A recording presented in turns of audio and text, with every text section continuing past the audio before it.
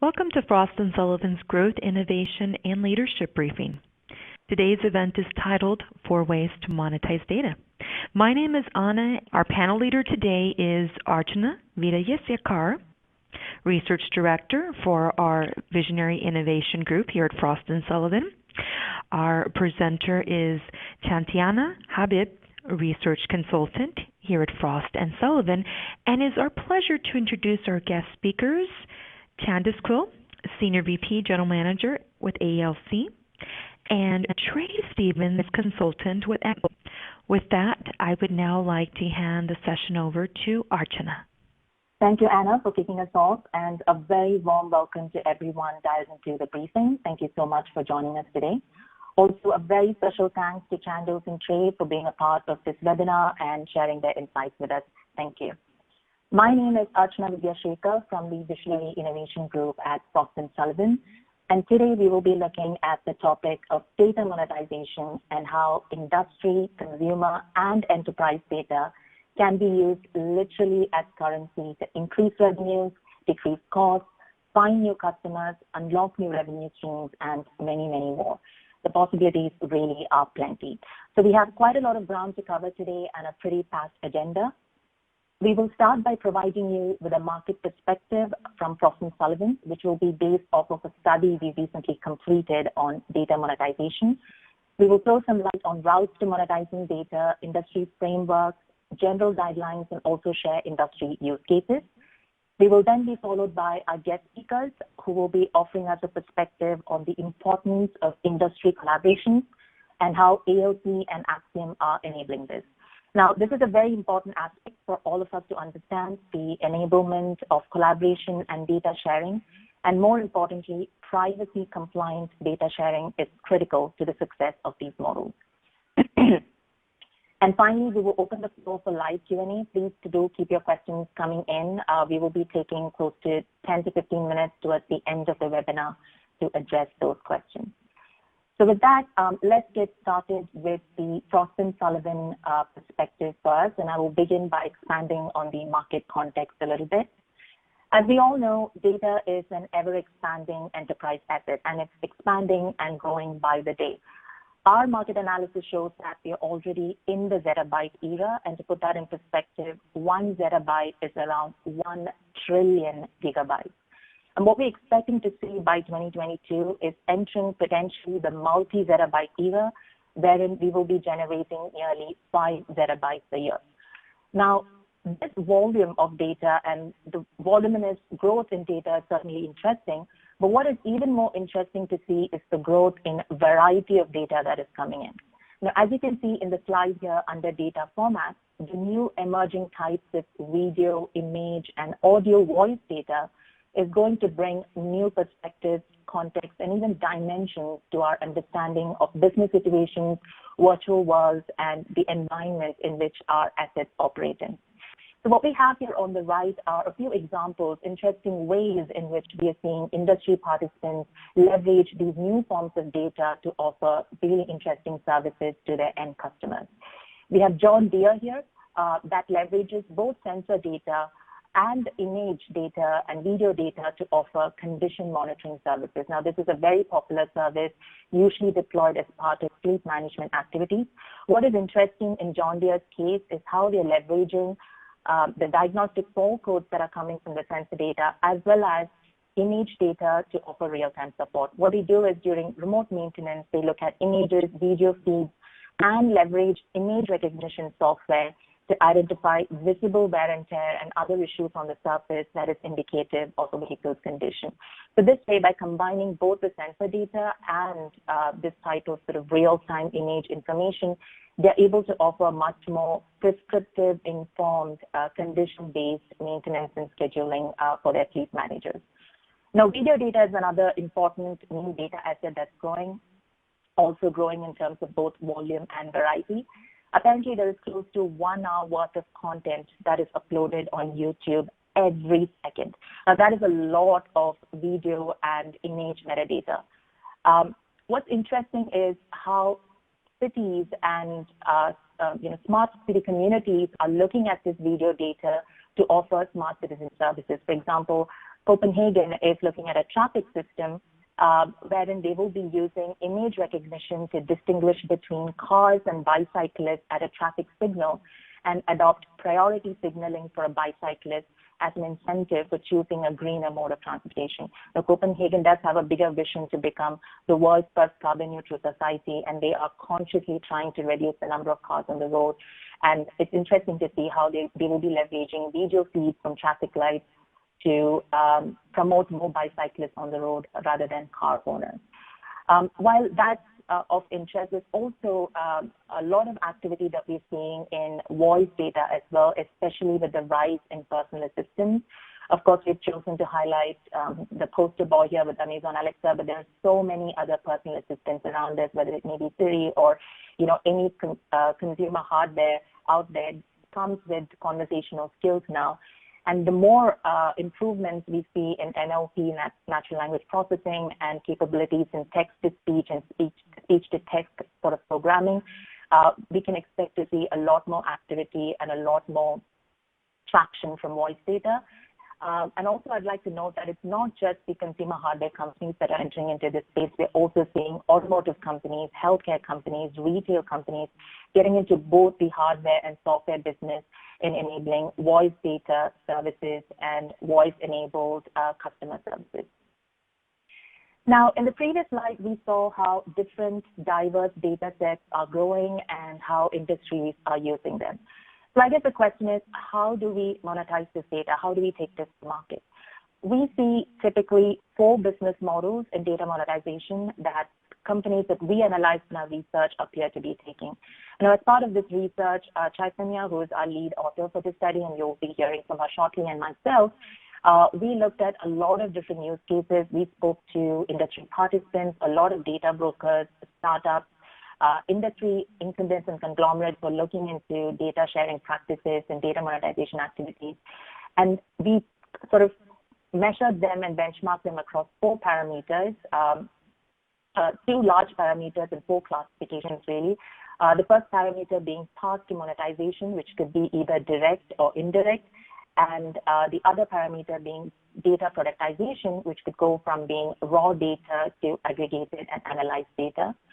Now, direct path to monetization is where you're externally positioning data as the product itself, and indirect monetization is where you're leveraging that data internally to better an existing product or service.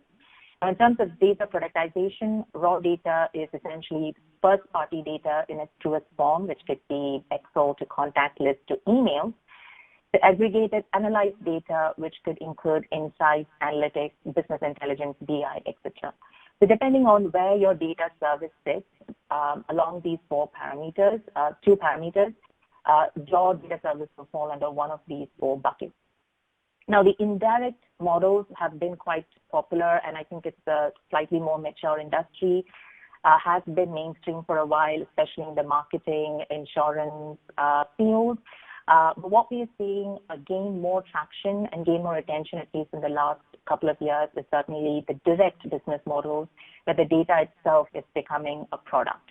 So let me give you a few examples of these direct business models that we're seeing there. The data is externally positioned as a product itself. So the data bartering model, the direct data bartering model, data is exchanged for data, as the name suggests. And a very good example of this is Waze, which is a mobile journey app company that trades data for data with resellers of geographical mapping information. Now, in return for data on maps from these geographical mapping information companies, which offers Waze, the lay of the land, point of interest, waypoints, etc., Waze returns data on traffic, speed traps, roadwork, and collisions that the app is collecting from its users. So it's a win-win for both companies. Mapping companies benefited from real-time dynamic information that was coming from Waze, and Waze benefited from a ready-to-go map product that they could just launch their service, build their service on and launch immediately. Now, clearly, the advantage of data bartering, at least the lesson that we have from Waze, is faster go-to-market time. If Waze had to build its own map, it would have taken Waze at least 6 months to launch it in new cities. But because it had access to these ready-to-go maps, and they gain access to it by opening up their proprietary data to the provider of these map services. They're able to launch themselves in new cities within 2 months. So that is the sort of key lesson and key takeaway here with data bartering. So if you are a company that's looking to enter new markets, new customers, and you need new data for it, look to your vendor, look to your value chain, look to your industry peers if they might be interested in opening up their data for you in exchange for proprietary data that you own. And it looks like this process is going to get much more easier and organized with the second business model here, which is direct data brokering models. We are seeing the rise of marketplaces where interested buyers of data can see interested sellers of data, and the data broker companies acting as a middleman package and sell the data in a way that is sort of conducive for applications for any of the data buyers and data consumers. Sometimes they sell to other brokers, sometimes they sell to businesses, sometimes they simply act as a middleman to enable the negotiation and the purchase of data. Now, there are a lot of data brokers out there, new age data brokers that we're seeing. The ones that particularly pique our interest are the industry-specific data brokers, like Autonomo, for example, which is an automotive data broker company that is buying data from automotive OEMs and reselling it to interested parties. Now, my driver behavior data, of course, is very useful for an insurance company that's looking to sell car insurance for me. But what's interesting is it's also useful for marketing, where I go, geolocation services. A Starbucks might be interested in selling me, ads on Instagram for drive-through deals and things like that. So there's a big, huge opportunity that goes just beyond the automotive landscape and domain, and that's the interesting opportunity that these data brokers are opening up. They're taking the automotive data to non-automotive players and really opening up new markets for them. We have many more examples coming up, and Chaitanya will be walking you through that. Before I hand it over to her, just a very quick look at the service architecture and the different ways in which we are seeing data products being packaged and delivered to the customers. As you can see here, we've sort of put it on a spectrum going from raw data to prepared data and data products to data services. If you look at raw data sets, what we're seeing is, again, mostly within the data broker domain. We're seeing new players such as Darvix and DataStreamX that provide downloadable Excel to analyze packages. Now, API is another popular method used largely by mapping companies and also for capturing live data. For anyone who's not from the programming world, API stands for Application Programming Interface, and it's a tool that gets data from a database in a way that the developer would like it, in a format and in a program that they would like to work with the data. So you're working with Excel, it's sort of like an Excel plugin through which you can request for data to be sent in the Excel format. So this is very popular with, again, as I said, with mapping companies and a lot of organizations, whether it may be Quanto, which is an interesting case study, which we will look at later. All of them offer API calls and API service architectures. Now, analytics also is a very popular approach. We've already seen this come in the B2C world. It's interesting to see it grow in the B2B space as well. These are subscription-based, user-friendly dashboards that pull data from different sources and customizes the visualization. We're seeing banking companies and organizations such as Barclays develop such dashboards and make it accessible to enterprises to look at their spending patterns, compare their financial strength against industry peers, etc. So there's a lot of analytics, a lot of metadata also that, banks have realized that they're working with, that they can benchmark their customers with and, offer consulting and advisory services. So you can examine what metadata you have, similar metadata you have, and what sort of, aggregate perspectives that you can offer to your customers. And then, of course, we have the marketing services, which, again, is a very, very mature market. Especially with online advertising, push-based marketing services has seen a lot of traction, with ad exchanges and auction-based marketplaces, data management platforms. This is a very huge market that's growing, and we've listed some of the popular companies here. But this, again, is going to see a shift towards hyper-personalization. That's clearly the more important sort of opportunity in customer targeting and identification, wherein in addition to the identity of a customer, which is age, location, gender, etc., it's also now important to track the behavioral traits of the customer to really hyper-personalize geofence services, contextualized services, etc. So this data context is going to become even more important in this sort of push-based marketing services. In the next slide, we have the different data monetization framework plays, again, that we picked up from our research and the different approaches that we've seen among the analyzed and benchmark companies. And at this point, I would like to invite Chaitanya to the presentation to walk us through these slides. Chaitanya? Sure. Thank you so much, Archana. So now that we have identified and understood the routes to monetize data, it is important to look at the use cases associated with these monetization models. Because we believe that the success of a data monetization model depends on identifying the right strategy and flow of data across the value chain. So we started off with enlisting around 40 framework plays, but after identifying the use cases associated with the monetization routes, we narrowed them down to 7 major framework plays, which are process optimization, product optimization, marketing solutions, sales optimization, risk prevention and future proofing, creating new markets, and creating new customers through data monetization. These framework plays are designed to help companies gain access to the real value of their data and identify any kinds of process gridlocks, customer challenges, and other areas of improvements in their business processes. As you can see, these framework plays are ranked in terms of the level of productization of data ranging from already existing business models to new and radical approaches. To better understand these framework plays, we've used some unique B2B case examples to analyze and demonstrate the usability of each of these framework plays. For example, we have process optimization and product optimization, which are currently at the core of the existing data business models and are found at the lower end of the spectrum. And incrementally, we can see we have marketing and sales optimization and risk management. At the other end of the spectrum, however, we see some radical business opportunities like creating new markets and creating new customers through data monetization, which we will be discussing at the later stage of this presentation.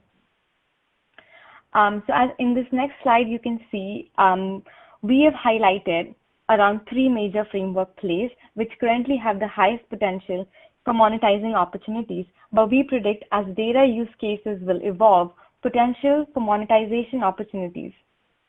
In the future, new avenues will be created that will transform the traditional use cases. As you see that here, marketing solutions and sales optimization have a slightly higher potential as they have a more transformative approach towards data monetization. Moving away from personalization, we are going towards hyper-personalization, which requires not only at an identity level data points, but more advanced analytical data points in conjugation with behavioral science and gamification to nudge the customers towards the desired outcomes. And we have companies for this, like for example, we have Expedia, which provides personalized travel ads throughout the customer's purchasing cycle by analyzing their purchasing behaviors through real-time data that is generated by their website. Secondly, here we have process optimization, which refers to driving efficiencies in operational tasks such as supply chain management and product pricing.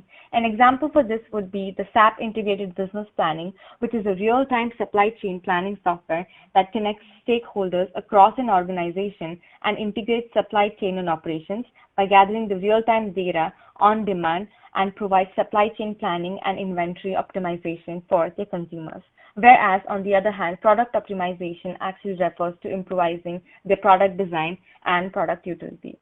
Lastly, on the higher end, we see risk mitigation and future proofing through data, which helps in assessing risks across organizations and providing risk-free financial services by avoiding frauds and financial misconduct using data-driven approaches. An example for this would be a company like Cabbage, which is doing an excellent work in this area, using data from third-party providers to analyze the risk of pre-financing and lending work for capitals for their corporate customers. So once you've actually defined the use case of the data, the next fundamental question is how do we price these data sets? The foundation of a data monetization model depends on, most importantly, having the right framework in place that aligns with the expected business outcomes. The pricing rationale is decided based on the use case of the data set. So there are accordingly two types of rationales based on the following, which is known use cases and unknown use cases. Known use cases is when you have an understanding of the end use of the data set. For example, in this case, for automotive data, we have defined the use cases such as telematics. It can be usage-based insurance, it can be for location data, GPS data, etc. This would mean while pricing the data set, the end consumer's willingness to pay is defined by the value provided by the data. So on the contrary, we have the unknown use cases when the end use case is not defined. Usually such data sets are sold as raw data, so the value of the data, which is basically the consumer's willingness to pay, is defined by using the following approaches. First one would be like the auction-based pricing, where the bid is placed on the value to the individual customers who's getting the highest value. Next is demand and supply model, where demand is directly dependent on the quality of the data and the benefit to its end users. And lastly, we have the A/B testing model, where instead of doing a one price fits all, this is a more customized approach to target different type of consumers who have different use cases. So while pricing a data set, one important thing to consider would be like the three main factors, which are tied here in this pyramid scheme, which is cost of data acquisition at the end, which is the base of the data generation. It's the cost of the base of data generation. The consumer's willingness to pay, which is at the middle, which is defined by the value the data provides to its consumers. And lastly, we have higher above the data pricing levers, which are basically the qualitative indicators for the data. So these three factors together build a base price that defines the value of the data set. And if we look into it, different use cases might need different pricing models and payment terms. Most data sellers let consumers choose their best fit based on their requirements. So let's look at an example here. For a usage-based insurance, the end user spends on an average around $1,300 per year per car. Suppose the insurance providers are willing to pay 3 to 5% of the revenue generated by the product for the data, including other factors like the quality of data, etc. The end price of the data generated per car per year would come up to $25, or this would be for a pay-as-you-drive model and around $40 for pay-how-you-drive model. However, these pricing models are combined of value and volume-based approaches. Data can be packaged in many ways, but the ultimate outcome is dependent on the end consumer's need. So here, if you look at a regulatory perspective, I guess one most important question we all have is who owns the data. There are multiple stakeholders in the process, from data generation to data aggregation to the final service provider. This follows up with the question of who should be held in obligation to protect and regulate the data in question. As an organization dealing with any kind of data, we think that it is important to stay ahead of the curve in terms of regulation and governance, because data in case is a very sensitive asset, as we all know. So we have the EU's, the European Union's GDPR law, which is the General Data Regulation, Protection Regulation Law, for instance. This law focuses on empowering the principle of privacy, providing strict controls over cross-border data transmissions, and giving citizens the right to opt out of their data. But unlike this GDPR laws, the United States, however, follows a sector-specific data protection laws that govern the handling of data differently for different industries and different sectors. So the following slide actually shows the steps to ensure data privacy and protection in your organization and how to be compliant in handling data. We have a stepwise process for having a compliant and secure data system in your organization. But according to Frost & Sullivan's research, the future of data regulation will be transformed. Consumers will in future have more control over their data, and the rise in concepts like data as labor, consumers will become more savvy and open to sharing their data for compensations, and they basically urge for more visibility against just blanket data collections. With the abundance of technologies like artificial intelligence and virtual reality, data regulations, we believe, will shift from traditional one model fits all to a more agile and use case based approaches. So I guess looping back to our radical approaches, the industries, the future of data monetization industry, Frost and Sullivan has actually observed two main industry verticals that will play a major role in the future of data monetization industry, which are automotive and healthcare industry. Automotive and mobility industry is actually generalizing into a much broader set of solutions across boundaries to go beyond the traditional industry segments. Automotive data monetization opportunities is going to hit around $33 billion in revenue for auto manufacturers and OEMs by 2025. Some identified key trends like shared mobility platforms and connected vehicle services will create new market opportunities in the automotive industry. According to our recent study, shared mobility platform, which is mobility as a service platform, is expected to unlock new value chains for OEMs by giving them a first hand on the consumer mobility needs data. So this opportunity will actually allow them to monetize on that data by catering to a specific subscription programs for specific relevant customers. So there will be basically three players that will play a major role in the success of mobility as a service, which is the service providers like the ride-sharing platforms, public transportation systems, OEMs, etc., and the service aggregators, which will actually be a new market that will be created in the data monetization industry. And lastly, we have the consumers within the connected ecosystem. Consumers will be more willing to share their data for incentives. Looking into the healthcare industry, primary healthcare providers will move from physical spaces and digital apps.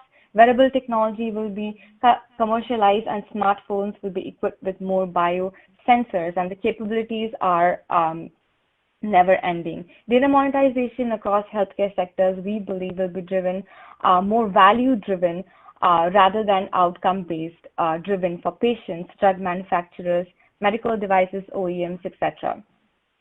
So looking more into the use cases, I would like to give in to Archana to just discuss industry use cases and what will be the final steps.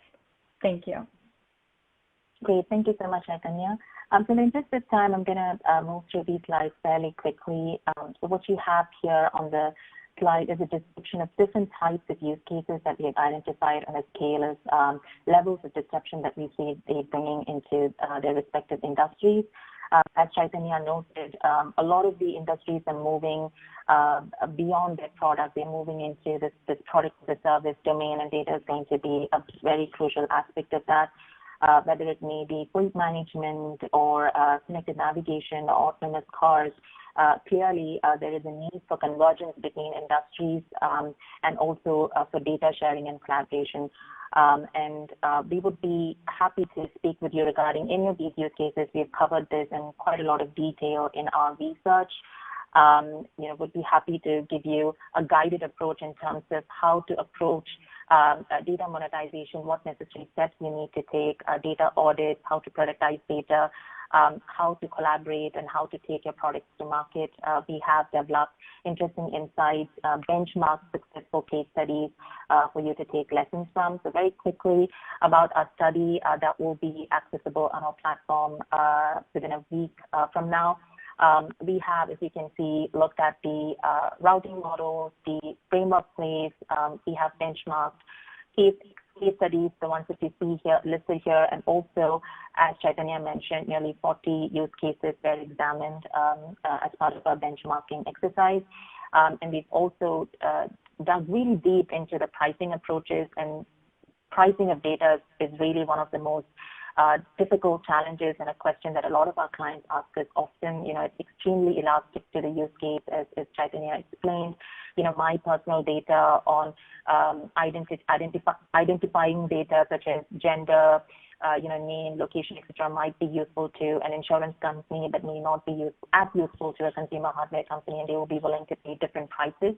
So understanding that use cases and how to go about that is extremely essential, and we have we are building our database and benchmarking these use cases for you. And of course, we as Frost & Sullivan, through all of our industry verticals, we are also tracking data protection and privacy regulation across different thematic opportunities and industry verticals as well.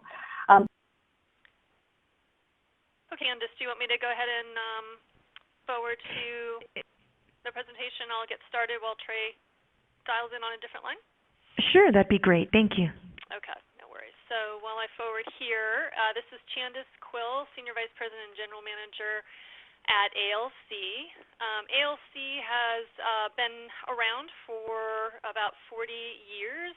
We specialize in helping clients with their first-party data management and also customer acquisition strategy and services. We're headquartered in Princeton with offices in several other cities such as New York and San Francisco.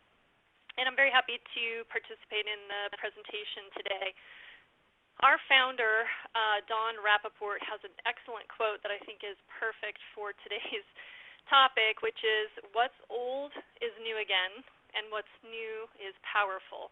And this quote is particularly relevant to our business because for these past 40 years, we've been working with brands to monetize their data across traditional and digital channels in the advertising and direct marketing ecosystem. This has been especially successful for companies that started off in the direct mail space. So companies like retail and catalogers. In fact, our first client around data monetization was Neiman Marcus. But there's other industries where this has been very relevant as well. Nonprofit organizations, publishers, and several other industries. We estimate that over these years, we've enabled about $4.5 billion in incremental revenue for our clients. So data monetization, as kind of defined earlier, is using data assets to create economic value. Similarly to Frost & Sullivan's view of data monetization, we see two paths for companies to monetize their data, both indirect monetization and direct. Indirect is using your customer data internally to improve your products and services, your operations, your overall customer experience, which in turn increases brand loyalty and revenue in your primary business. Direct monetization we define as using your customer data to create new revenue channels, making data available to other companies or use cases outside of your primary business. I think it's helpful to take a quick look back at how we got to a lot of the things that were discussed earlier in the presentation. So data monetization has actually been a part of the direct marketing industry when it started many years ago. Direct marketers began to exchange lists with other non-competitive companies in order to increase their opportunity to find new prospects. And then as monetization of their data expanded, direct marketers began reaching out to service providers to help them manage their first-party customer data and facilitate the buying and selling of data. So very similar and good example for a lot of the models that Frost & Sullivan discussed earlier.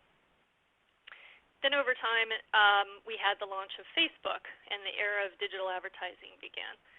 Direct marketers now have more channels than ever to find prospects and reach their customers, and this in turn has driven the rise of big data, analytics, and technology.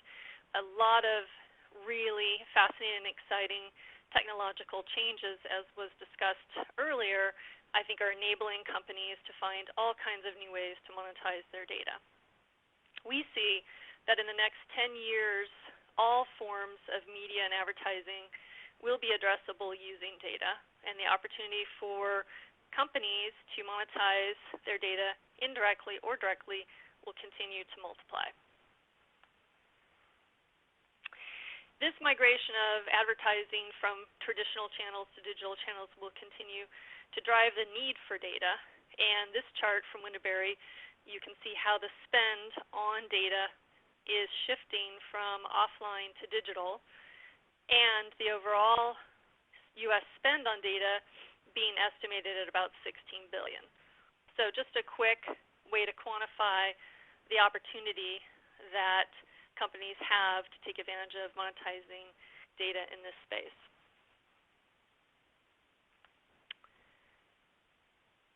Our clients are starting to take advantage of this shift from direct and offline data to digital advertising and online.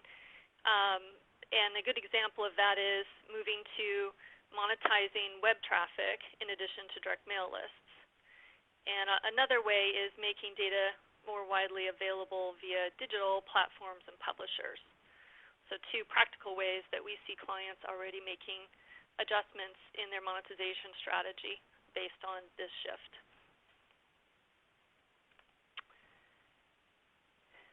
The shift to digital, though, requires that you are able to connect all of your customer data in order to take advantage of data monetization, whether indirectly or directly. Offline data is about real people living at real addresses, not just a mixture of IDs like in the digital space. And identity graphs that are built from offline and online signals are better connected and definitely more accurate. So companies need to use these identity graphs to get a full and complete picture of their customers. Without having this connection, you don't know if someone responding to your ad is a loyal customer or a potential prospect. And without this kind of connection, you can't communicate to your customers seamlessly regardless of what channel they use. And even more importantly, without this kind of connection of data, only a fraction of your data is going to be available to monetize. So in order to achieve data monetization, this whole new exciting digital era, you need a fully configurable identity crosswalk to connect your known data, such as customer names and addresses, etc., to anonymous data, which would be things like cookies, mobile ad IDs, IP addresses, and all in a privacy-compliant manner. Just a quick case study here, highlights for children, which is a great example of what we see with our clients in our industry. For over 70 years, Highlights for Children has provided products for families with kids that help children become their best selves. They are a client that has been monetizing their data in the direct mail, kind of direct marketing industry for quite a long time, and we've helped them grow their revenue pretty significantly over the years. However, you can't just stay in the same place. You have to continue to evolve, and they have looked at needing to adjust their approach to take advantage of some of these new dynamics in the market. So we help them leverage analytics and modeling to create new audiences to monetize, and have recently helped them move from traditional offline channels to sell those audiences to digital channels. And overall, we've helped them generate millions of dollars in incremental revenue. So I'll wrap up with just 2 more slides, just some thought starters that I hope the audience finds helpful here. One is, should you monetize your data? Is it right for you? And I think there's 3 kind of general buckets of questions that you need to ask within your organization. One is, how important is generating new revenue streams to your company? Are you monetizing your data well today, even internally? And if you're going to monetize your data externally, do you have the appropriate executive sponsorship? Also need to look at data governance and privacy type questions. What data do you have available to monetize? Is your data clean, complete, and connected so that you can make it accessible and ready to use for external use cases? And then importantly, do you have correct permissions, privacy policies, and controls in place? And if the answer of all this is you want to move forward with data monetization, then thinking ahead about what success looks like for you, who are the companies that are going to find your data valuable? What would be your go-to-market plan? Is your data valuable in raw form, or do you need to create inferred data by combining it with other data? And then what barriers might exist to proceed? So getting started, just a couple of ideas here. One is assessing all of your offline and online data and privacy policies. In today's regulatory environment and privacy environment, I think this is an important thing to do regardless of monetization, but an important first step for sure. Then also looking at the data volumes you have. Again, do you need to do anything addition to your data in order to make it valuable? Doing an evaluation to help you identify the best areas of opportunity and build a business case. And then if you move forward with monetizing your data, making sure you have a go-to-market strategy and implementation steps. And then finally, make sure that this isn't a one-time thing. You need to have an ongoing process for monitoring results, reporting, and looking for continuous areas of improvement. Thank you. I'll turn it over to Trey. Thank you, Candace. I hope everybody can hear me better now. My apologies for very clear. My apologies for the bad connection. So I will be concise in my comments. I believe we got to how do I monetize my data? That's where I wanted to start. So a couple of different ways to monetize data. So this is an example of a luxury car manufacturer, and the point I wanted to make here is so often we grew up in different industry verticals, myself being retail and financial services and now data.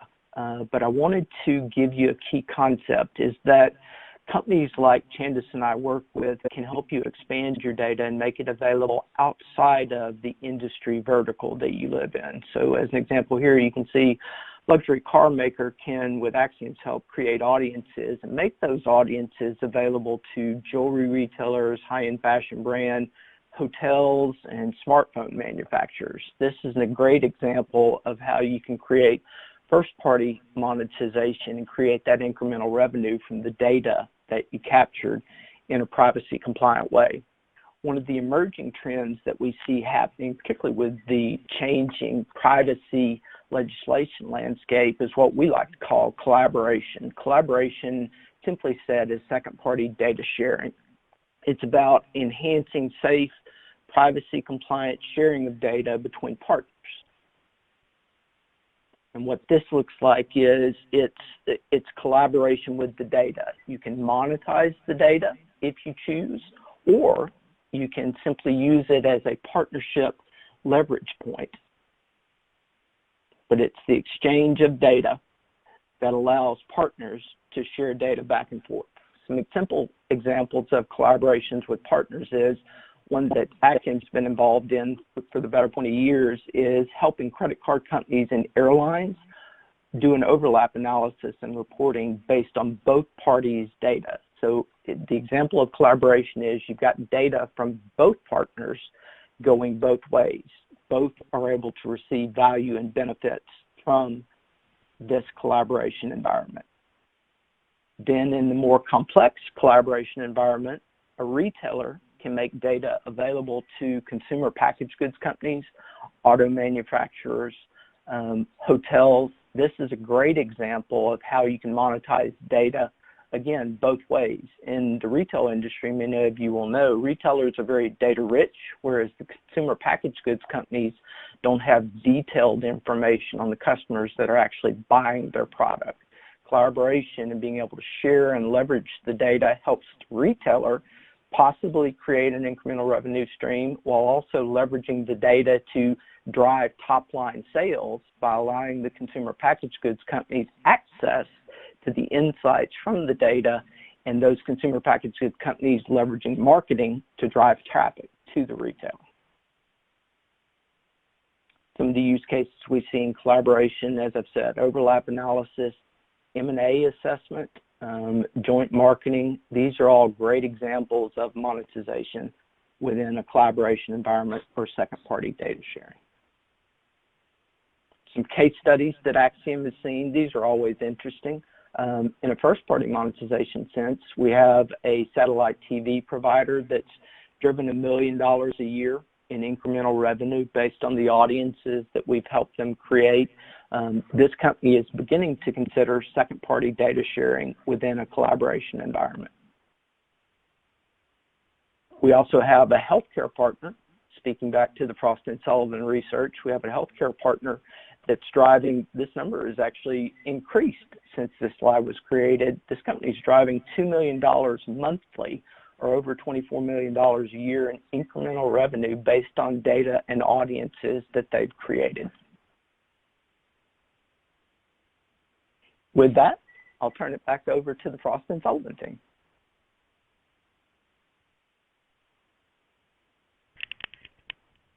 Thank you so much, Trey. Thank you so much, Chanda. So we have time for one question here. Any other questions that we do not get to address live, we'll get back with you. So our one question here reads, what are the business models in data monetization with the public sector cities? Sure, maybe I can get the conversation going on that question, and I'd invite Trey, Chaitanya, and Chandas also to weigh in. Certainly, I think I kind of alluded to the smart city communities and how they are both opening up their city data as well as collaborating with mobility companies and energy companies to provide all these smart city citizen services. Interestingly, we've seen, as part of our research, a lot of interesting products that are very much positioned to cities. Uber, for example, they offer this new tool called Movement that takes years of trip data that they've done across its cities worldwide, and they've made it available to city authorities and also to the general public to understand traffic patterns, etc. And another interesting, again, from the mobility space is this company called Strava, which is a popular biking app on iPhone. And apparently one of the biggest struggles in the cycling industry is finding parking areas for bicycles. And one of the difficulties that city authorities have is in counting occupancy rates of these parking spots, and how many more they need to build for their bicyclist community. And like I said earlier, a lot of cities are focusing on incentivizing their citizens to move towards greener modes of transport. So providing this parking infrastructure is a big part of that puzzle. And they are actually leveraging data from Strava and the data that it's crowdsourcing from its bicyclist community to count occupancy rates and make estimates around how many more parking spots they need in their city. And most companies, they start offering this as a sort of a premium service. It's free in the beginning, and then they start charging for it. Strava actually does charge the city authorities for the data that they're accessing. I believe the data on each individual Strava member in an area runs at a rate of 80 cents for 12 months time span. So these are very interesting ways in which we are seeing cities kind of engage with data, and companies also creating these sort of visual dashboards and analytics BI for cities. Any comments from Trey or Chandos on how maybe you've worked with the public sector and how data monetization can be an opportunity for this community as well?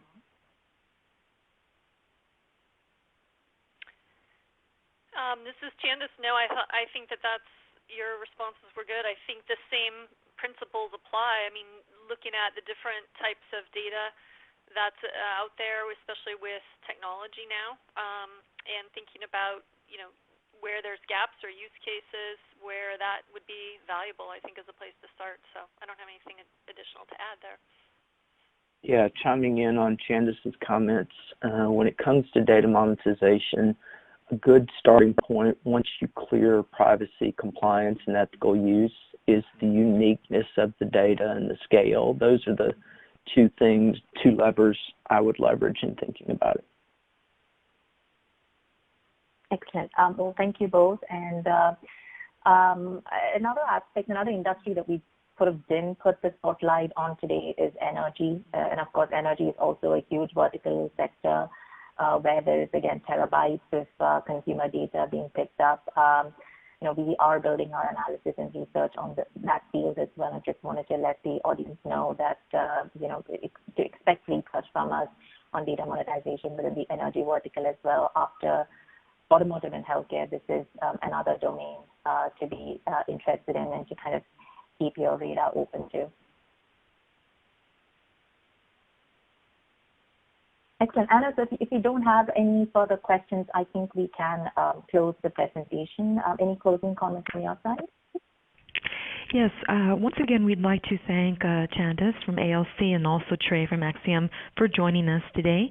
And if there is any additional questions or you'd like to speak with our team directly, I have posted our contact details on your screen at this time.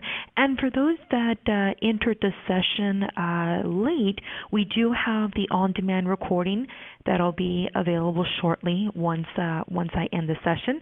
So just look out for that recording, and you can listen to it from the beginning. And we want to thank everyone for joining us today.